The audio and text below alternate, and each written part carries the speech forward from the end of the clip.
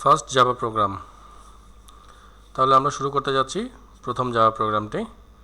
তো প্রোগ্রাম শুরু করার জন্য আমি প্রথম দিকেই বলেছিলাম কিছু সফটওয়্যারের প্রয়োজন আছে। সেই সফটওয়্যারগুলোর মধ্যে একটা সফটওয়্যার নাম হচ্ছে জেডিকে।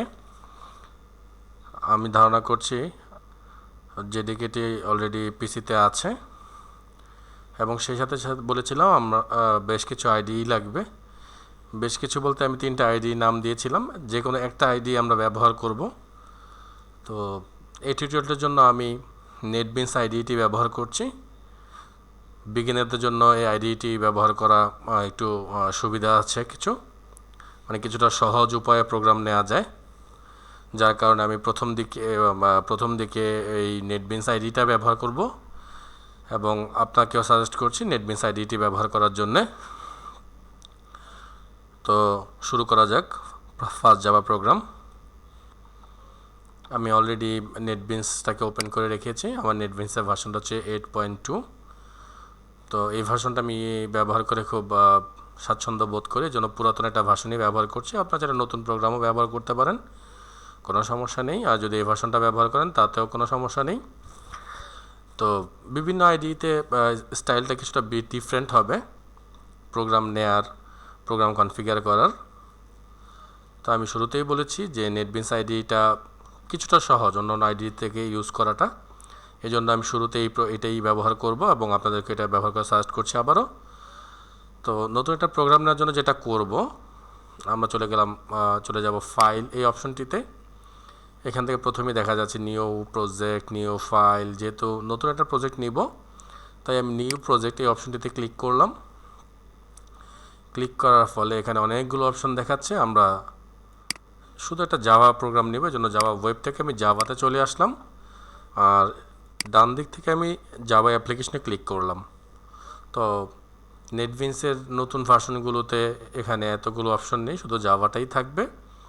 আর এদিকে থাকবে Java application, Java web application, অনেক পুরো লিস্টে একসাথে দেয়া থাকবে। তো সেখান থেকে জাভা অ্যাপ্লিকেশনটা আপনারা বেছে নেবেন। আমি এখানে জাভা অ্যাপ্লিকেশনটা নিয়ে নিলাম, নেক্সট করলাম। নেক্সট করার সাথে সাথেই প্রজেক্টের নামটা দিতে বলা হয়েছে। সো এখানে প্রজেক্টের নামটা দিব। তো প্রজেক্টের নামটা আমি যেহেতু প্রথম প্রোগ্রাম করছি, জন্য লিখলাম ফার্স্ট প্রোগ্রাম। একটা ব্যাপার একটু লক্ষ্য করবেন, ফার্স্ট প্রোগ্রাম দুইটা শব্দ, আমি দুইটা শব্দকে একটা শব্দে লিখেছি। যখন নেমিং কনভেনশন সম্বন্ধে আমি বলেছিলাম, তখন কিন্তু আমি বলেছিলাম যে প্রজেক্টের নাম হোক, ক্লাসের নাম হোক, ভ্যারিয়েবলের নাম হোক, এগুলো কখনোই দুইটা শব্দে মাঝখানে ফাঁকা রেখে দুইটা শব্দে লেখা যাবে না, তাহলে একটা শব্দেই লিখতে হবে। এই জন্য আমি একটা শব্দেই লিখলাম।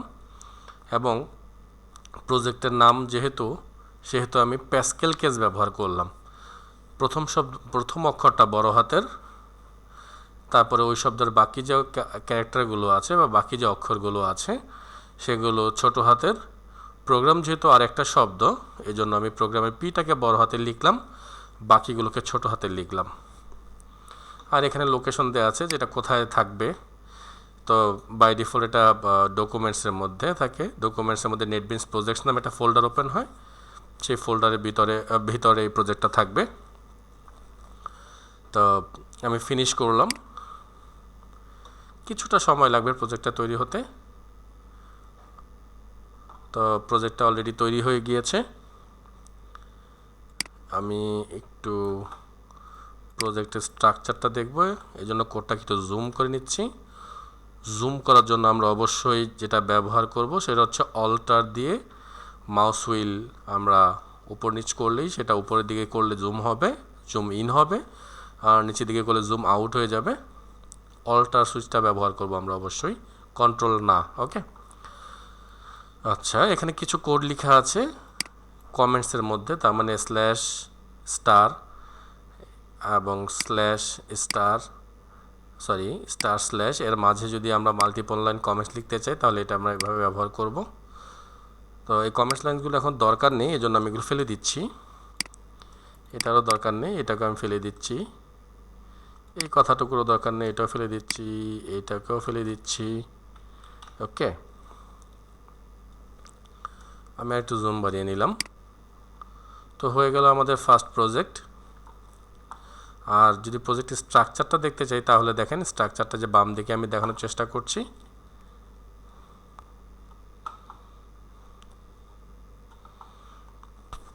তো আমি একটু জুম করার ব্যবস্থা করেছি।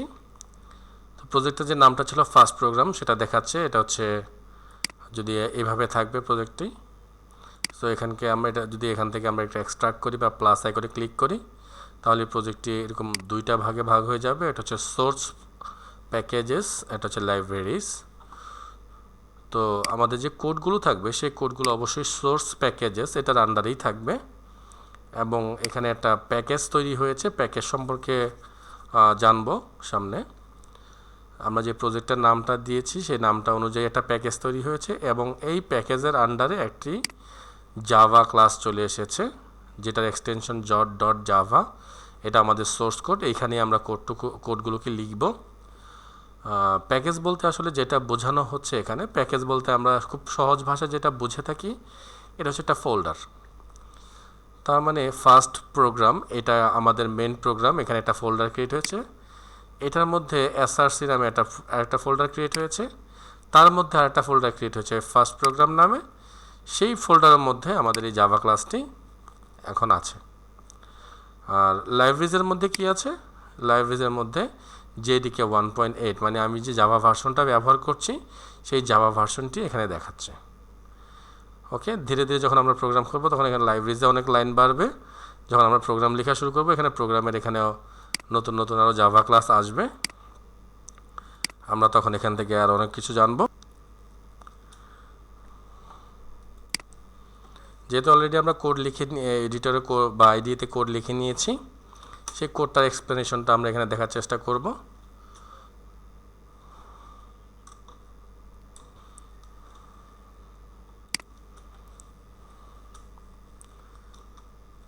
ঠিক যে কোডটি আমরা ওখানে লিখেছিলাম ওই কোডটি হুবহু এখানে আমি দেখানোর চেষ্টা করছি, একটু বিস্তারিত বলার চেষ্টা করব।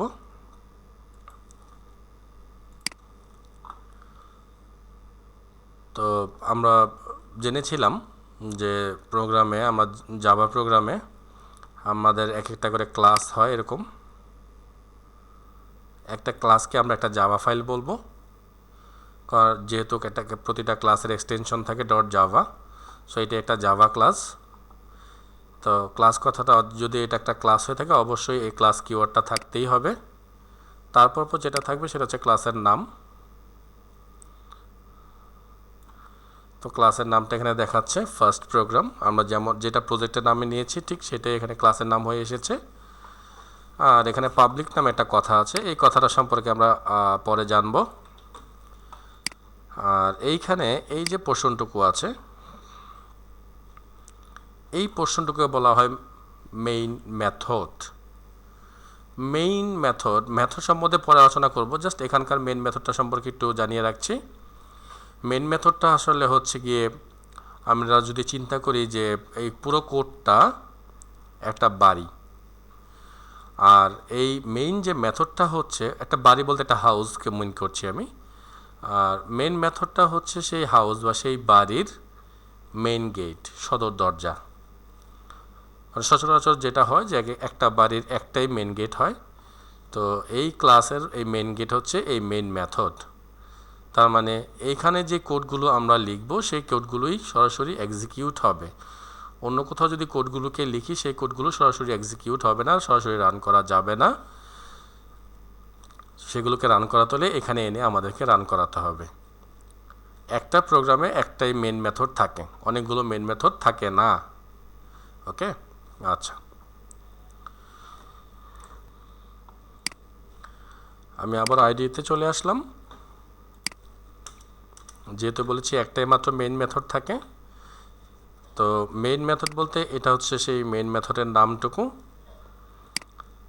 তো যখন আমরা নেমিং কনভেনশন সম্পর্কে জেনেছিলাম তখন আমি বলেছিলাম মেথডের নাম, ভেরিয়েবলের নাম এগুলো সচরাচর ছোটো হাতের অক্ষর মানে ক্যামেল কেস দিয়ে শুরু হয়। তো ঠিক সেই কথা অনুযায়ী এখানে ক্যামেল কেস দিয়ে শুরু হয়েছে, যেহেতু এটা আমি বানাইনি, জাভা নিজেই বানিয়ে দিয়েছে আমাদের জেডিকে থেকে। তো তার মানে আমরা বুঝতে পারছি যে নেমিং কনভেনশনটা অবশ্যই মানা উচিত বা মানতে হবে। এখানে ফার্স্ট ব্র্যাকেটের ভিতরে কিছু কথা লেখা আছে, এগুলো সম্পর্কে জানবো, যখন মেথড সম্পর্কে বিস্তারিত বলবো ঠিক তখনই।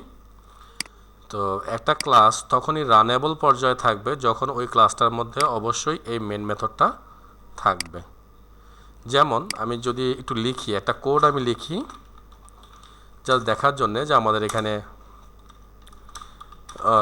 জাভা প্রোগ্রামটা হয়েছে কি না সেটা বোঝার জন্যে।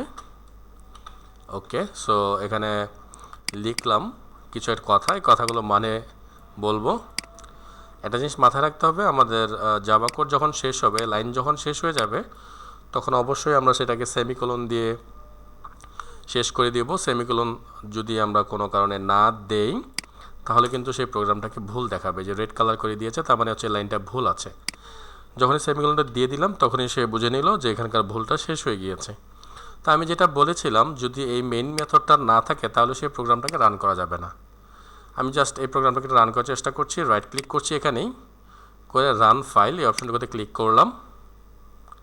আমরা দেখতে পাবো এখানে প্রোগ্রামটা রান হবে। প্রথমবার প্রোগ্রামটা রান করলে একটু সময় লাগবে বিল্ড হওয়ার জন্যে। সো রান হয়ে গিয়েছে এবং হ্যালো ওয়ার্ল্ড, সরি আমি শব্দ বানানটা ভুল লিখেছি, আমি আরেকবার রান করছি। তো হ্যালো ওয়ার্ল্ড চলে এসেছে। আমি বলেছিলাম যে এই মেথডটা যদি না থাকে তাহলে এটা রান করা যাবে না। তো এই মেথডটা আমি একটু কেটে দিলাম, কেটে দিয়ে এটাকে রাইট ক্লিক করে এবার রান করার চেষ্টা করি। বলে দিচ্ছে first program doesn't have main method. তার মানে বলে দিচ্ছে যে তুমি যে ক্লাসটা লিখেছো সেই ক্লাসের মধ্যে বা যে কোডগুলো লিখেছো সেই কোডগুলোর মাঝে কোনো মেইন মেথড নাই, তাই এটাকে রান করানো যাচ্ছে না। তার মানে আমাদেরকে অবশ্যই বুঝতে হবে মেইন মেথডটা খুবই গুরুত্বপূর্ণ। তো মেইন মেথডটা না থাকলে ওই ক্লাসটাকে রান করানো যাবে না। আমি আবারও সেই মেইন মেথডটাকে নিয়ে আসলাম। তো ফার্স্ট জাভা প্রোগ্রাম হিসাবে বা ফার্স্ট জাভা কোড হিসাবে এতটুকুই থাকছে। নেক্সটে আমরা আরও বিস্তারিত জানবো।